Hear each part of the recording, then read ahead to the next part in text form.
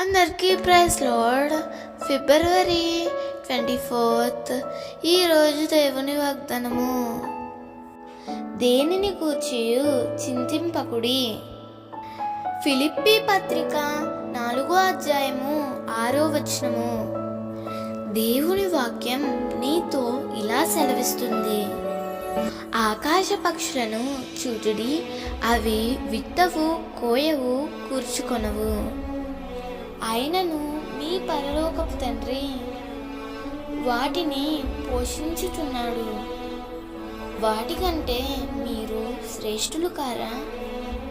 మరి ఆకాశ పక్షులను పోషించే దేవుడు నిన్ను, నీ కుటుంబమును పోషించలేడా?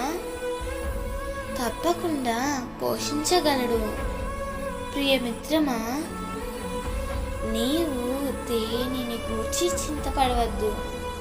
నీ అవసరాలన్నీ దేవునికి తెలుసు. తగిన సమయంలో వాటిని ప్రభువు నీకు అనుగ్రహిస్తాడు. ఆనాడు పేతురు చెరసాలలో బంధించబడినప్పటికీ చక్కగా చెరసాలలో నిద్రపోయాడు.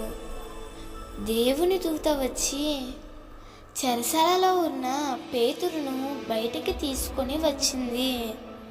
ప్రియమిత్రమా, దేనిలో నీవు బంధించబడి ఉన్నావో, దేనిని బట్టి నీవు కృంగిపోతున్నావో, దేనిని బట్టి నీవు చింతపడుతున్నావో, వాటన్నిటి నుండి దేవుడు నిన్ను విడిపించునుగాక.